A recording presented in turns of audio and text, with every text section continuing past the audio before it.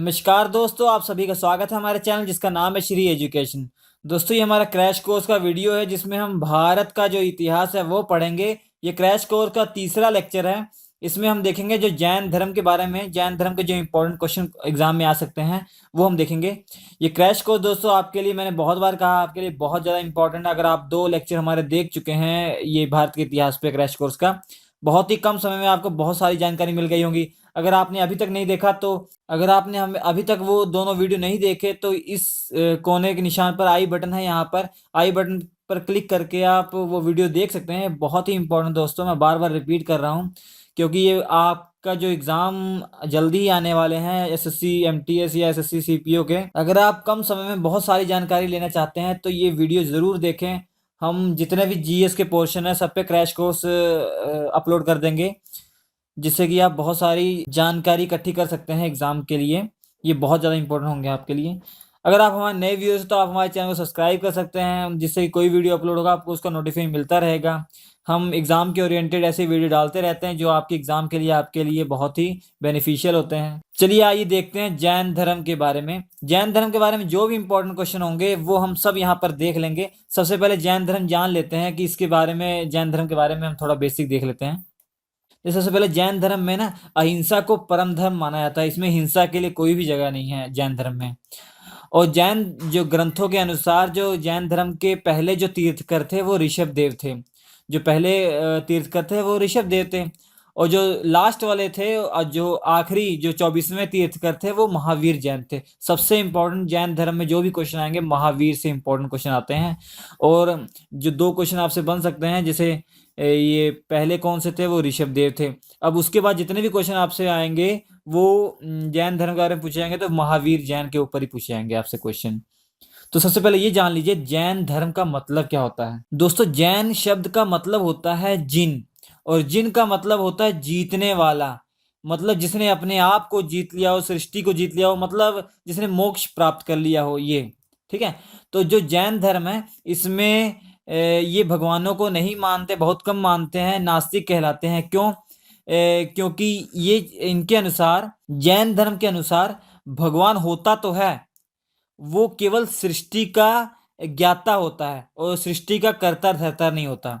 मतलब सृष्टि पूरी ईश्वर जो है वो सृष्टि को बनाने वाला है, उसका ज्ञाता है, उसके बारे में सब कुछ उसे जानकारी है भगवान को, मगर उसके बारे में कर्ता धर्ता नहीं है, मतलब कर्म करने वाला नहीं, इसके अनुसार है, ये है। तो जो जैन धर्म के लोग हैं, जितने भी तीर्थकर हैं, जैसे 24 तीर्थकर हैं, उन्हीं की पूजा करते हैं जो जैन धर्म के लोग होते हैं।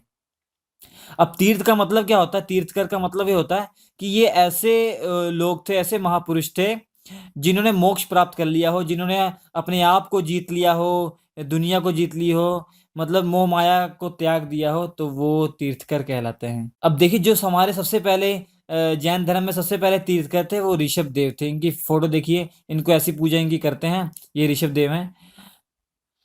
ऋषभ देव बहुत ही ज़्यादा इम्पोर्टेंट है दोस्तों, क्योंकि ज़्यादातर जैन धर्म के लोग, जो जैन धर्म के अभी लोग हैं, विश्वास इसलिए करते हैं क्योंकि ऋषभ देव को भागवत गीता में ऋषभ देव का नाम है, इनको 8वां रूप माना गया है। विष्णु भगवान का 8वां रूप ऋषभ देव के नाम से है।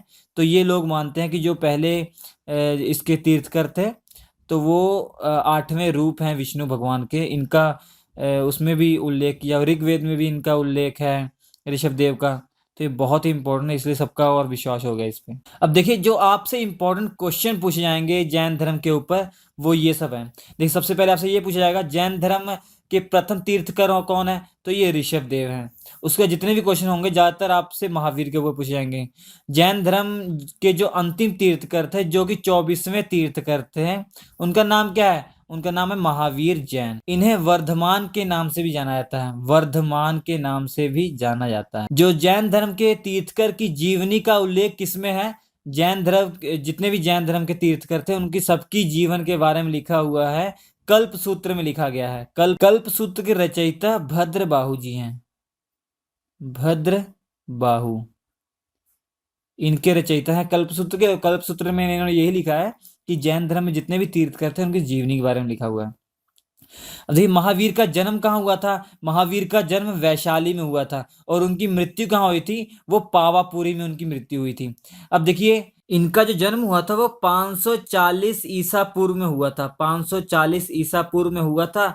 और ये कहाँ हुआ था? वैशाली में हुआ था। वैशाली में कहाँ हुआ था? कुंड ग्राम में हुआ था, वैशाली में। और इनके पिता का नाम सिद्धार्थ था। और जो हमारा महावीर जैन थे, ये क्षत्रिय फैमिली से बिलोंग करते थे। इनकी माता का नाम त्रिशला था। इनकी माता का नाम क्या था? त्रिशला था। तो ये सब क्वेश्चन पूछने आ सकते हैं, अगर याद रहे तो बहुत अच्छी बात है। महावीर बचपन से ही ब्रह्मचर्य का पालन करते थे, मगर इनके घर वालों ने इनकी जबरदस्ती शादी करवाई थी यशोदा जी से करवाई थी। यशोदा यशोदा जी से शादी करवाई थी। उसके बाद इन्होंने 12 साल तपस्या की थी। उसके बाद इनको मोक्ष प्राप्त हो गया था। इन्होंने घर बार पूरा त्याग दिया था। तो उसके बाद जो इनके पहले शिष्य थे, इनके महावीर जैन ने जब मोक्ष प्राप्त हो गया था, उनके जो पहले अनुयायी थे वो इनके दामाद थे। उनका नाम जमाली था। इनके दामाद थे, उनका नाम जमाली था। अब आप इसको याद रख सकते हैं कैसे? जो दामाद होते हैं उनको कहते हैं जमाई राजा, तो ये जमाली हो जाएगा। ठीक है, ये महावीर जैन के वो थे, दामाद थे। अभी महावीर ने किस मगध नरेश के शासन काल में उपदेश दिया था? अब देखिए, बिंबिसार उस समय जो हर्यक वंश का संस्थापक है, वो बिंबिसार है। और बिंबिसार उस समय मगध का नरेश था, मगध का राजकुमार था। उस समय महावीर ने और बौद्ध ने, दोनों ने उपदेश दिया था, बिंबिसार के शासनकाल में दिया था। अब देखिए, जैन धर्म के ये क्वेश्चन पूछा था आपसे, जैन धर्म के त्रिरत्न कौन से, 3 रत्न कौन से हैं? ये तीनों रत्न महावीर जैन की देन है। इन्होंने कहा था ये तीनों रत्न इसलिए दिए थे कि जो लोगों को वो डर रहता कि मतलब हमने जो पिछले जन्म में काम किए उसका मुझे फल मिलेगा, और जो इस जन्म में काम करूंगा उसका मुझे अगले जन्म में फल मिलेगा। तो इस बंधन से मुक्त करने के लिए महावीर जैन जी ने 3 ये रत्न दिए, 3 बातें बताई थी। पहले वाले कहा था सम्यक ज्ञान, दूसरे वाले को सम्यक दर्शन, तीसरे वाले को सम्यक आचरण। सम्यक ज्ञान का मतलब यह है कि जैन धर्म के सिद्धांतों का ज्ञान ही सम्यक ज्ञान कहलाता है। ठीक है, और सम्यक दर्शन मतलब कि जैन तीर्थकर जो थे, जैन तीर्थकर हैं, इनके उपदेशों का दृढ़ विश्वास ही सम्यक दर्शन है। मतलब जो जितने भी जैन तीर्थकर थे, उन्होंने जितने उपदेश दिए थे, अगर आपको उन पे विश्वास है तो वो आपने पूरा दर्शन कर लिए, सम्यक दर्शन हो गया वो। सम्यक आचरण या सम्यक चरित्र इसको बोला जाता है। इसका मतलब ये होता है कि आप जितने भी इन्होंने उपदेश दिए हैं, अगर उसका आप पालन करते हैं तो सम्यक चरित्र कहलाता है ये। देखिए, कुछ दिनों के बाद मैं बताऊंगा कब जैन धर्म के दो संप्रदाय, जैन धर्म जो है 2 संप्रदायों में बट गया था। पहला था श्वेतांबर, दूसरा दिगंबर। श्वेतांबर में ऐसे लोग थे जो हमेशा सफेद कपड़े पहनते थे, और दिगंबर जैन धर्म में वैसे लोग थे जो बिना वस्त्र के रहते थे। जैन धर्म का जो परम लक्ष्य क्या है? वो मोक्ष प्राप्त करना है। मोक्ष की प्राप्ति करना ही जैन धर्म का परम लक्ष्य है। देखिए, प्रथम जैन सभा ये कहाँ हुई थी? ये पाटलिपुत्र में हुई थी। बहुत इंपॉर्टेंट क्वेश्चन है ये। जो प्रथम जैन सभा हुई थी वो पाटलिपुत्र में हुई थी। ये जैन सभा, पहली जैन सभा है, ये चंद्रगुप्त मौर्य के समय काल में हुई थी। ठीक है, चंद्रगुप्त मौर्य के समय काल में हुई थी। आप ये भी याद रख सकते हैं। अगर टाइम की बात करें, टाइम तो आपसे नहीं पूछेगा, तो अगर बात करें तो 322 ईसा पूर्व में हुई थी। ठीक है, 322 ईसा पूर्व में हुई थी। ये एक्चुअली 322 ईसा पूर्व से लेकर 298 ईसा पूर्व तक चली थी, लगभग 24 साल चली थी ये। इसमें इस जैन सभा में नतीजा क्या निकला था? इस जैन सभा का नतीजा ये निकला था कि ये जो जैन धर्म 2 पार्ट में बट गया था, एक श्वेतांबर और दूसरा दिगंबर। जैसे कि बताया, श्वेतांबर में वैसे लोग जो सफेद कपड़े और यहाँ पे बिना वस्त्र हैं। उसके बाद दूसरी जैन सभा भी हुई थी, बहुत सालों के बाद हुई थी, लगभग 512 ईस्वी में हुई थी। तो आप देख सकते हैं 300 लगभग 800 से ज्यादा वर्षों के बाद ये हुई थी। अगर पूछा जाए कहाँ हुई थी, तो ये गुजरात में एक जगह है वल्लभी, वहां हुई थी ये। जैन धर्म का जो साहित्य है उसका नाम क्या है? आगम है। साहित्य का नाम क्या है? जैन धर्म का आगम है। तो ये आपसे क्वेश्चन पूछे जा सकते हैं जैन धर्म पे। इसके अलावा कोई भी क्वेश्चन नहीं पूछा जाएगा जैन धर्म पे। जो भी क्वेश्चन आते हैं ज्यादातर महावीर जैन के ऊपर ही आते हैं।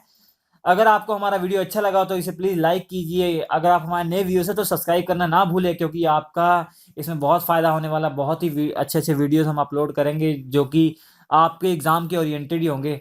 यहाँ पर इतने अच्छे से आपको कंटेंट मिल जाएंगे हमारे वीडियोस में, जो डायरेक्ट एग्जाम में क्वेश्चन पूछे जाते हैं। ये अगर पढ़ लेंगे तो समझ लीजिए बहुत अच्छे नंबर आपके आ जाएंगे। हमारा इसके बाद वाला वीडियो आप बिल्कुल ना देखना भूलें। अगर आपने ये पहली बार वीडियो देखा तो पूरी सीरीज जरूर देखें, ताकि अगर आप सोच रहे हैं कि इसको पूरी डिटेल में पढ़ना, तो पहले ये वीडियो देख लीजिए, तो आपको ओवरव्यू मालूम पड़ जाएगा कि क्या क्या है हमारी इतिहास में।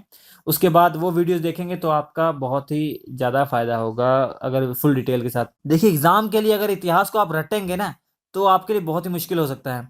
अब देखिए इतिहास को ऐसे पढ़िए कि मतलब इतिहास को जो है, भारत को अपना घर मानिए। आपके घर में कौन कौन से लोग पास्ट में आए थे, क्या क्या उन्होंने किया था, ये ऐसा कीजिए कि मुगल आए थे, यहाँ लूटा था, इधर मंदिरों को तोड़ा था, अंग्रेज आए थे, इन्होंने भारत को लूटा था, गुलाम बनाया था। तो अपने अंदर गुस्सा करिए, मतलब वो गुस्सा निकालिए, ऐसे कीजिए, ये ऐसे ऐसे लोग आए थे, कितने खराब खराब लोग आए थे हमारे घर पे, ऐसे ऐसे किया था। तो ये गुस्सा रहेगा तो आपको हमेशा याद रहेगा। मतलब फील कीजिए ऐसे कि आपके घर ये आए थे। भारत को अपना घर मानेंगे तो ऐसा होगा, क्योंकि एग्जाम ये चाहता है ना कि आपको जो भारत की संस्कृति, भारत का इतिहास जो है, भारत का भूगोल और सब जानकारी हो, तब वो आपको एक सरकारी नौकरी, अच्छी सरकारी नौकरी जो होती है यही चाहती है कि ये आपको सारी जानकारी हो अपने भारत के बारे में। तो बस वही क्राइटेरिया पूरा कीजिए, और कुछ थोड़ा ना करना आपको। अगर रटेंगे वो कुछ दिन तक रहेगा, उसके बाद आपको दिमाग में बोझ रहेगा, भूल जाएंगे। अगर इंटरेस्ट के साथ पढ़ेंगे तो हमेशा के लिए याद रहेगा, आपके लिए हमेशा वो फायदेमंद होगा, नुकसान नहीं करेगा। हमारा वीडियो देखने के लिए आपका बहुत बहुत धन्यवाद।